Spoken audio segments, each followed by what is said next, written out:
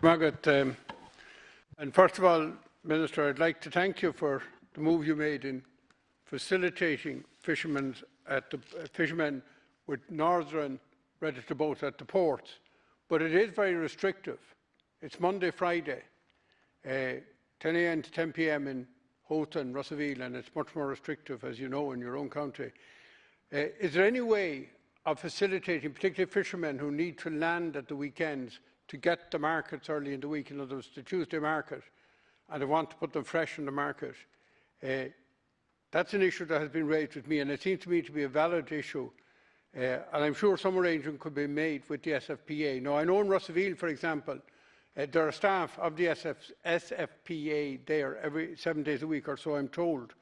So I was wondering, could something further be done on that? I do recognise that there was movement, but I think we have to go a little bit more. We want to get back as near as we had it before. We can't go back there fully because there are checks to be carried out, but maybe there could be some movement on that one. That's my first question. Will I give all the questions together? Yeah, whatever way you wish, Deputy Cuív. Okay. My second question is... As long as you leave enough time for the answers. I'll try to, yeah. You have to be... You might stop the clock too. The second question is, there's a perfect storm there at the moment for the shellfish sector. You've got COVID, you've got Brexit, you've got all the problems getting goods in and out. And my understanding is that particularly with oysters, farmed oysters, the price has literally gone through the floor.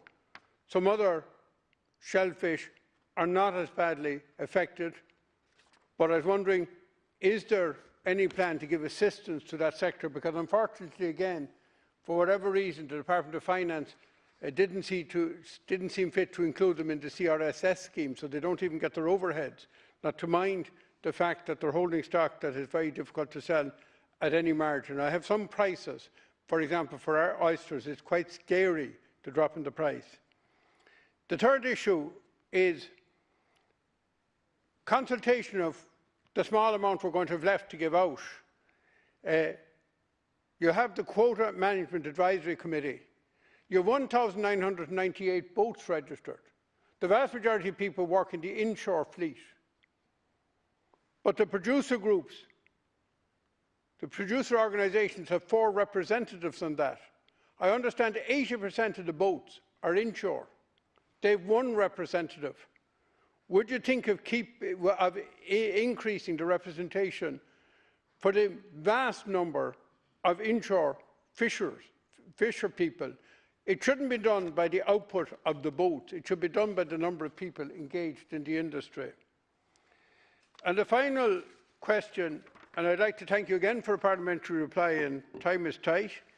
In your reply, you said that the common fishery policy is renegotiated every 10 years. Now, you did give me a warning that it's majority rule, but of course a lot of countries don't have big stakes in North Atlantic fishing.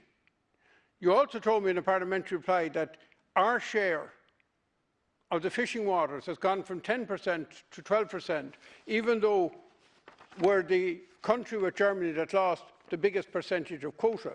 So the amount of water we have proportionally has gone up, and we've done very badly on the quota. Minister, it's not a question of success or failure. It's a question of trying.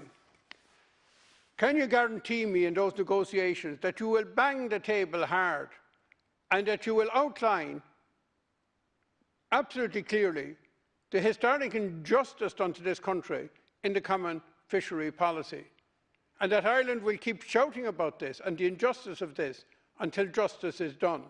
I remember being very impressed at a European Council meeting I attended. It was an arts meeting as it happened, and the Greeks were still giving out about artefacts that had been stolen from them in the 19th century, long before the EU existed. And eventually that issue got on the agenda. So I think it's time we started banging the table. And there's an old saying, the crying baby gets the bottle. We started wailing in relation to the injustice of fishing. Minister, you've been left 3.5 minutes.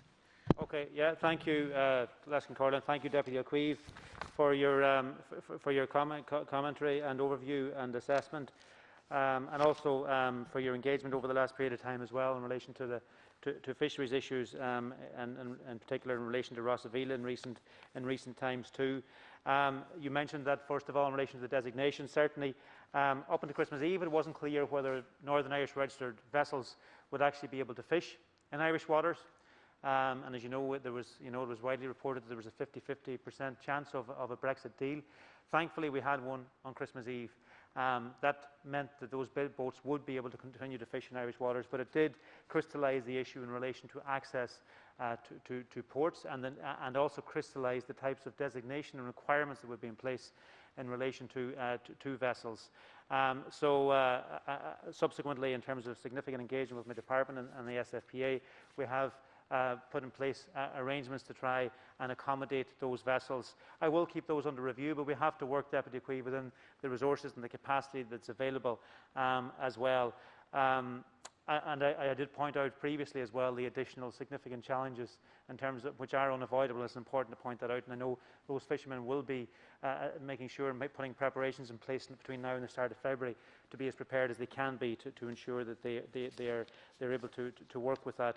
In relation to the shellfish sector and oyster price in particular, last autumn I did launch a fund and compensation package for the shellfish sector to try and help our oyster fishermen to address what had been a very difficult and challenging year last year. And I know that was very much welcomed, particularly by the AFA Aquaculture Committee, who had lobbied strongly for it, as well as the many fishermen and oyster fishermen in particular within the sector who had that challenging year and mid representations. I will continue to monitor the situation over the time ahead as well. In relation to they have been able to avail of the wage subsidy scheme, Deputy Ó Cuív, which I know has been very valuable to many of them and really important, and has been acknowledged by many of them to me as being important to them. But I certainly will continue to engage very closely with the sector in relation to the pressure that they are under. With regard to the Quota Management Committee, that's something hasn't been. It's not a proposal that has been put to me, but any proposal I get, I certainly will. I will consider it's important that we do have, and I very much value engagement with the sector, engagement with fishermen in terms of how quotas are allocated. I very much value the role of the Quota Management Committee. There are many different views within the fisheries sector itself in terms of how quotas should be allocated, for example, when it should be allocated, and that Quota Management Committee is really important in relation to bringing people together to try and provide appropriate advice to the Minister.